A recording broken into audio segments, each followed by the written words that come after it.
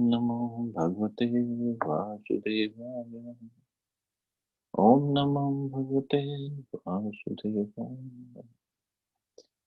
नारायणं नमस्कृत्य नरं चैव नरोत्तमं देवीं सरस्वतीं व्यासं ततो जयन्तीः। नष्टप्रायेषु भद्रेषु नित्यं भगवती सेवया। भगवती उत्तम श्लोके भक्तिर्भवति नैष्टिकी। So today we are starting third canto of Srimad Bhagavatam. Third canto is entitled The Status Quo. Chapter 1, Questions by Vidura. Text number 1. Shri Shukavacha Evam etat pura prishto maitreyo bhagwan ki kshatravanam pravishtena tyakta sagriham ridhimat. So like towards the end of the last chapter, the sages in Naimisharanya, headed by Shaunak Rishi, they asked this question. What happened to Vidura? What did he do? What was his conversation with Maitri Muni? So that's how it's going to start now. Shukdev Goswami said, after renouncing his prosperous home and entering the forest, King Vidura, the great devotee, asked this question of his grace, Maitreya Rishi. Of course, here it is said King Vidura, but he wasn't king in that sense. He was a prime minister of Dhritarashtra. But although in the translation, Prabhupada wrote King Vidura, in the word-to-word meaning, it was just a Kshatriya by Vidura.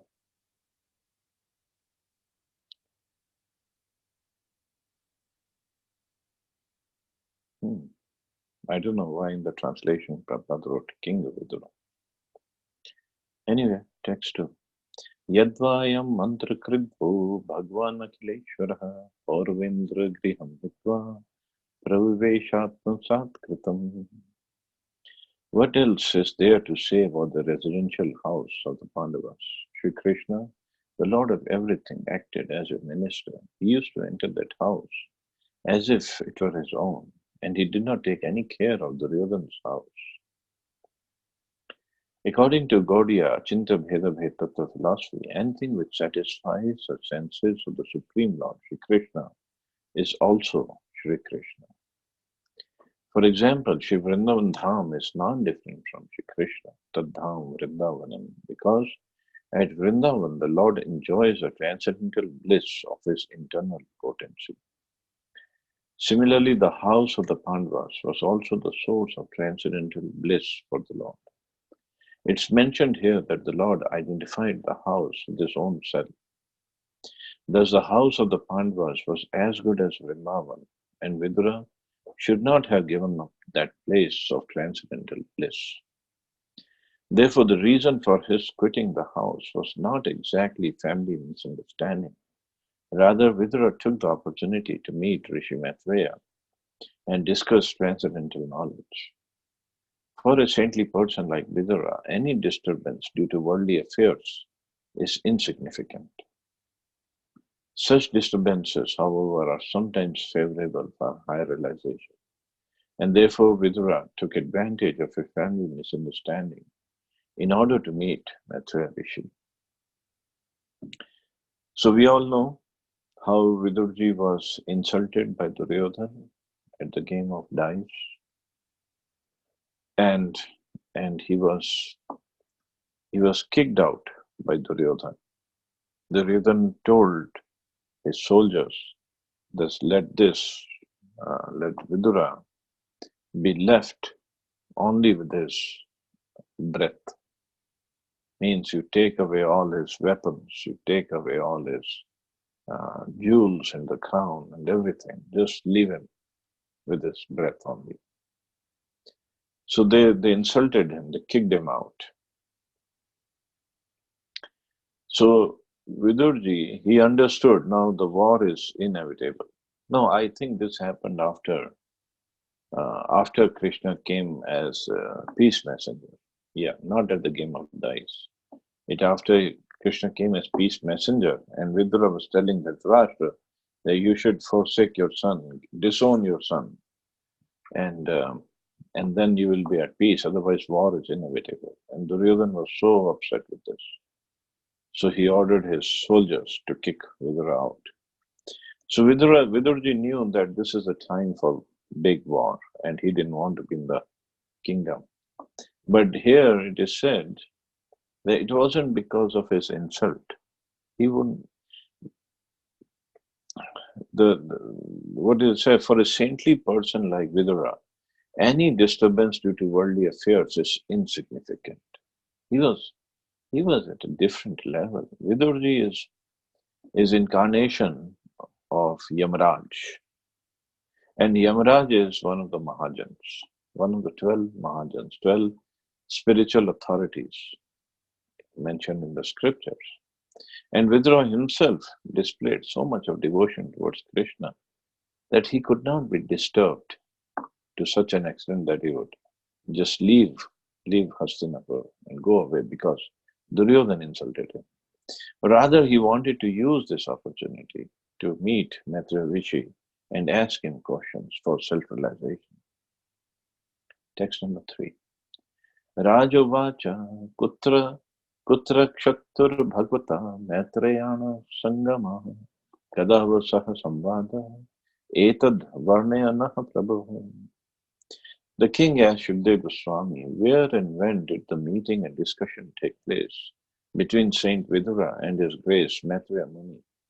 Kindly oblige, my lord, and describe this to us. Exactly as Shaunak Rishi inquired of Sud Goswami and Sud Goswami replied, so Srila Shukdev Goswami replied to King Parikshit's inquiries. The king was very anxious to understand the meaningful discussion that took place between the two great souls as Vidura and Maitreya. Text 4. Nahi alpartho adhyastya vidurasya amlatmanam tasmin variyasi prashna sadhu vado brahmputa. Saint Vidura was a great and pure devotee of the Lord, and therefore his questions to his grace Rishi Maitreya must have been very purposeful on the highest level and approved by learned circles. So, not some baseless talks gonna be expected between Vidura and Maitreya, and not that such kind of baseless talk has any place in Srimad Bhagavatam. So, Srimad Bhagavatam has only the place for very high content, or very high communication or conversation. Questions and answers among different classes of men have different values. Inquiries by mercantile men in a business exchange cannot be expected to be highly purposeful in spiritual values. Questions and answers by different classes of men can be guessed by the caliber of the persons concerned. In Bhagavad Gita, the discussion was between Lord Sri Krishna and Arjuna, Supreme Person and the Supreme Devotee, respectively. The Lord admitted Arjuna to be his devotee and friend, and therefore any sane man can guess that the discussion was on the topic of the Bhakti Yoga system. Why? Because Arjuna was the greatest devotee. Actually, the whole Bhagavad Gita is based on the principle of Bhakti Yoga. There is a difference between karma and karma yoga. Karma is regulated action for the enjoyment of the fruit by the performer. But karma yoga is action performed by the devotee for the satisfaction of the Lord. Karma yoga is based on bhakti or pleasing the Lord, whereas karma is based on pleasing the senses of the performer himself. According to Srimad Bhagavatam, one is advised to approach a bona fide spiritual master when one is actually inclined to question from an elevated level of spiritual understanding. A common man who has no interest in spiritual values has no need to approach a spiritual master just as a matter of following fashion. So approaching a spiritual master entails that one should serve him One should humbly inquire from him, approach him very humbly and inquire from him. And inquire from him for what? For self realization, how he can make progress on the path of self realization or spiritual understanding. A common man, Prabhupada says, a common man has no interest in spiritual values, has no need to approach a spiritual master, just a matter of following fashion. So one who is not interested in all this, he should not approach a spiritual master. And certainly not for the worldly gain. So, oh Maharaj, please give me blessing that I get okay. I don't have that disease, or my son gets a nice job, or my daughter gets a nice husband, or they get an admission in nice college, or this or that. That's not what one should approach spiritual master for. And spiritual master also should not encourage such questions. So that is a relationship between a serious devotee, a serious disciple, and spiritual master. As a student, Maharaj Parikshit was serious about learning the science of God, and Shukdev Goswami was a bona fide spiritual master in the transcendental science. Both of them knew that the topics discussed by Vidura and Rishi Maitreya were elevated, and thus Maharaj Parikshit was very interested in learning from the bona fide spiritual master. So here Maharaj Parikshit is asking from Shukdev Goswami, and Shaunak Rishi is asking from Sud Goswami, and about the conversation between Vidura and Maitreya. So this is another conversation that will start now. Text 5. Sutuvacha sa evam rishi varyoyam prishtu ragya parikshitah prakyahatam subbahu vitta pritatma shritamiti. Shri Suta Goswami said, the great sage Shukdev Goswami was highly experienced and was pleased with the king. Thus being cautioned by the king, he said to him, please hear the topics attentively. And as any teacher, Shukdev Goswami will also test Parikshit Maharaj if he is listening attentively or not. So those questions will come later. Text number 6. Shri Shukavacha yada tu raja swasutan sadhum Pushnan dharmen vinashta drishtihi Bhraturyavisthasya sutan vibandhum Praveshya laksha bhavane dadaha. Shri Shukdev Goswami said, King Dhritarashtra became blind under the influence of impious desires to nourish his dishonest sons. And thus he set fire to the lacquer house to burn his fatherless nephews, the Pandavas. Dhritarashtra was blind from birth, but his blindness in committing impious activities to support his dishonest sons was a greater blindness than his physical lack of sight. The physical lack of sight does not bar one from spiritual progress, but when one is blind spiritually, even though physically fit, that blindness is dangerously detrimental to the progressive path of human life. So when one is blind spiritually, that is more harmful. If one is physically blind, it is still okay, this person can make progress spiritually. But if one is spiritually blind, then what to do? Nothing can be done. But this is what the condition of the most of the population today is. They're spiritually blind.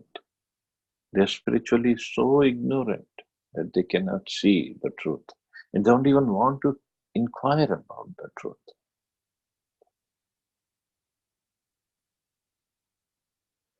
Yada sabhayam kurudeva devya keshabhi marsham sutakarma garyam avaryama sunripaha srushaya swastrer harantya kumani.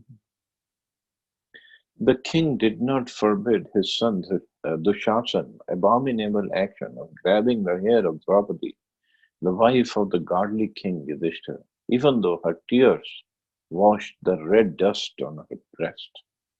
So she was crying so piteously when Dushasan was trying to disrobe her, but that did not stop the Dushasana from trying to disrobe and grabbing the hair of Draupadi. It was a huge insult. Dyutam tvadharmen tadharmen jitasya sadhu satyavalambasya vanam gatasya nayachito adat samyanadayam tamojjushano yadajate shatraho.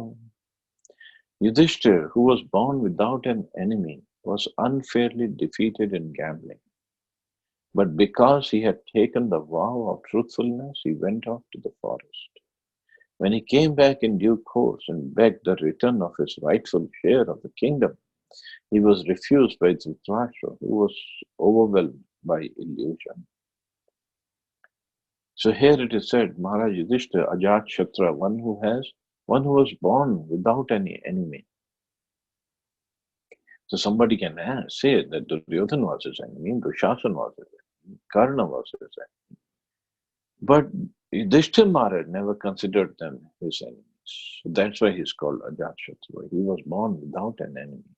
Because he never considered anybody his enemy. He was a devotee of such a great caliber.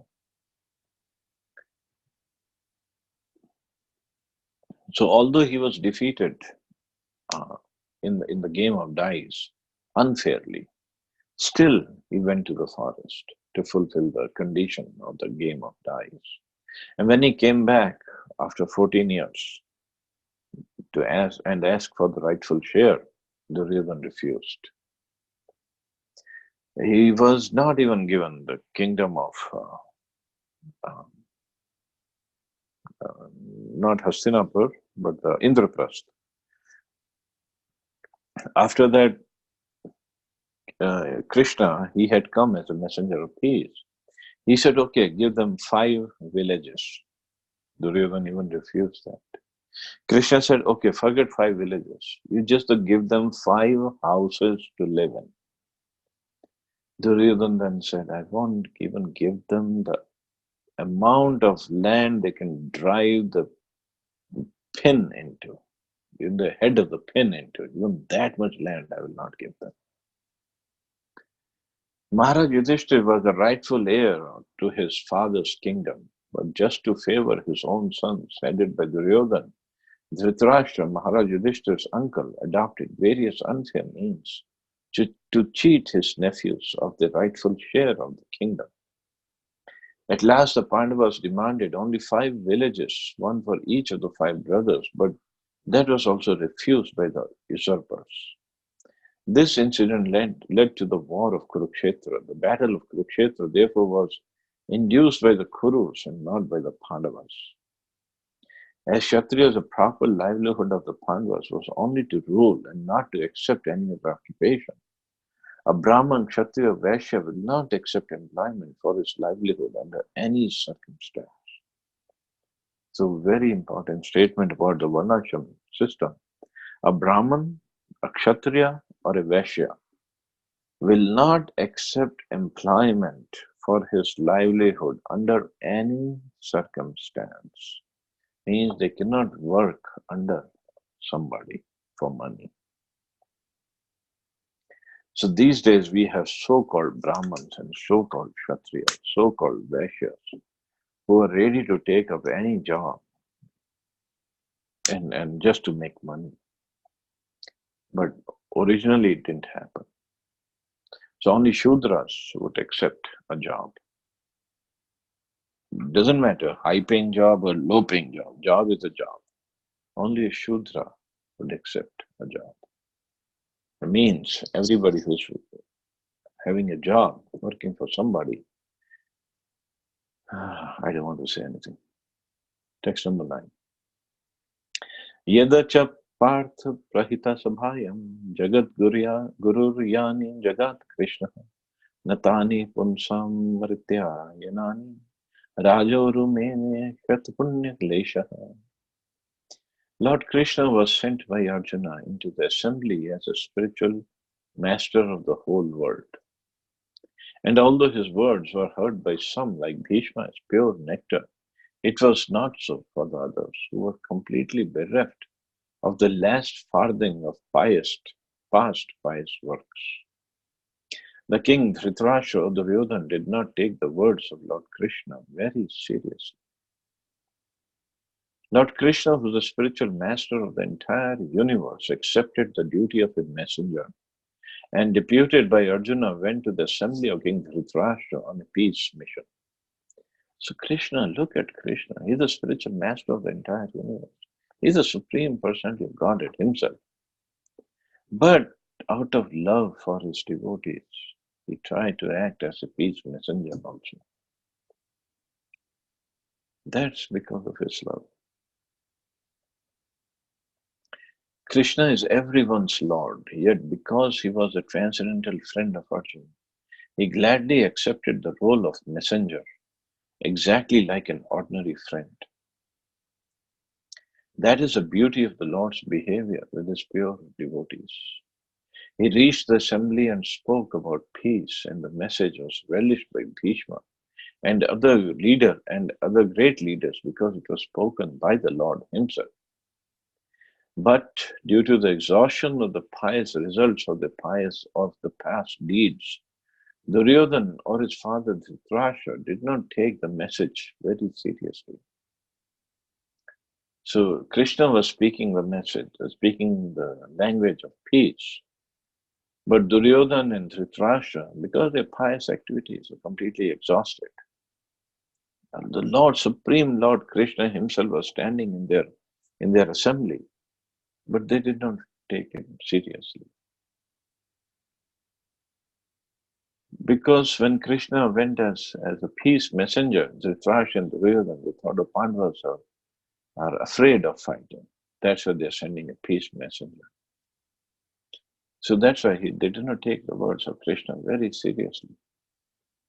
That is a way of persons who have no credit of pious deeds. By past pious deeds, one may become the king of a country, but because the results of the pious acts of Duryodhana and company were dwindling, it became evident from their actions that they were sure to lose the kingdom to the Vasudeva, or to the Pandavas. The message of Godhead is always like nectar to the devotees, but it's just the opposite to the non-devotees. Sugar candy is always sweet to a healthy man, but it tastes very bitter to persons suffering from jaundice. So Duryodhana and Dhritarashtra, they were suffering from this jaundice of ignorance. So they could not comprehend the presence of Krishna, the message of Krishna. Look at Prabhupada saying the devotees, everything Krishna says, it's just like nectar. But for non-devotees, it's like poison. Yadopahuto bhavanam pravishto mantraya prishtaha kil purvajena ataha tan mantra drisham variyam yan mantrino vedurikam vadanti. When Vidura was invited by his elder brother Dhritarashtra for consultation, he entered the house and gave instructions which are exactly to the point. His advice is well known and instructions by Vidura are approved by expert ministers of state. Political suggestions by Vidura are known as expert, just as in the modern times Pandit Chanakya is considered the authority and good counsel in both political and moral instructions. So Vidura's instructions or suggestions were very, very perfect. But Duryodhana and Dhritarashtra, they were not in the right mood, so they did not take it very in a very positive way. Text 11. Ajashatru pratiyachadayam titikshatu durvishaham tavagaha sahanujo yatra vrikro darahi shwasan rusha yatvamalam diveshi. Vidura said, you must now return the legitimate share to Yudhishthira, who has no enemies and who has been forbearing through untold sufferings due to your offenses. He is waiting with his younger brothers, among whom is the revengeful Bhima, breathing heavily like a snake. Surely you are afraid of him. So Viduraji is addressing Duryodhana, and especially he mentioned about Bhim because Duryodhana was always afraid of being. Text 1. Parthanstu devo bhagwan mukundo grihitvan sakshiti deva devaha aste swapuryam yadu deva devo vinir jitashesh deva devaha. Lord Krishna, the personality of Godhead, has accepted the sons of Pritha as his kinsmen, and all the kings of the world are with Lord Shri Krishna. He is present in his home with his family members, the kings and princes of the Yadu dynasty, who have conquered an unlimited number of rulers, and he is their Lord.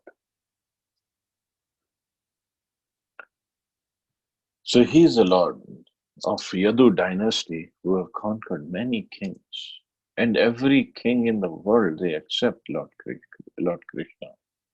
So he is basically telling Duryodhana, you better give whatever belongs to Yudhishthira Maharaj. Vidura gave Dhritarashtra very good counsel regarding political alliance with the sons of Pritha, the Pandavas.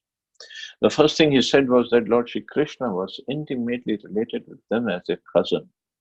Because Lord Shri Krishna is the Supreme Personality of Godhead, he is worshipable by all Brahmins and demigods, who are the controllers of the universal affairs. Besides that, Lord Krishna and his family members, the royal order of the Yadu dynasty, were the conquerors of all kings of the world.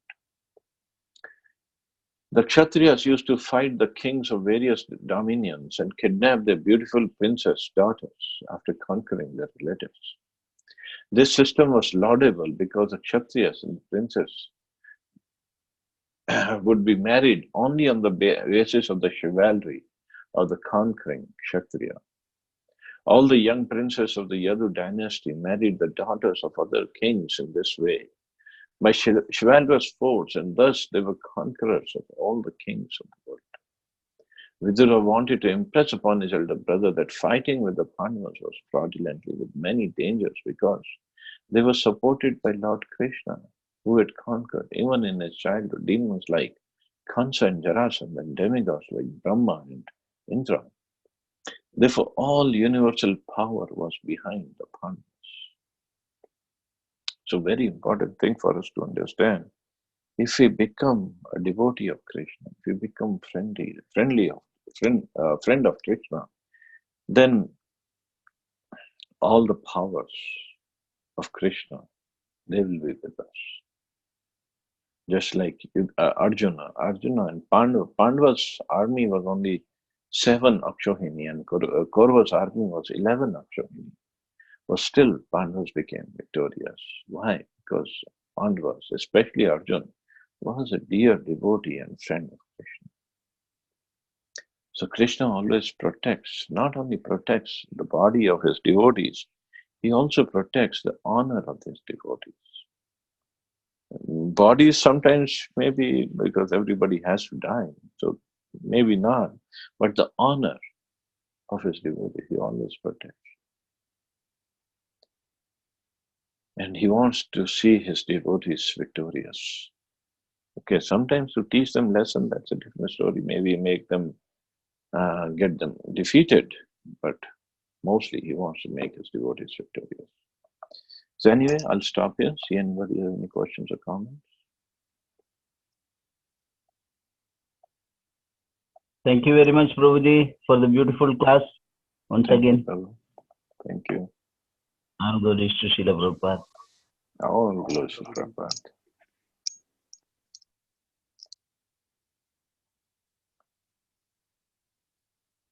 Okay, so I guess we can stop here. Jai Srila Prabhupada. Hare Krishna, Jai Srila Prabhupada. Hare Krishna Prabhuji, Jai Srila Prabhupada.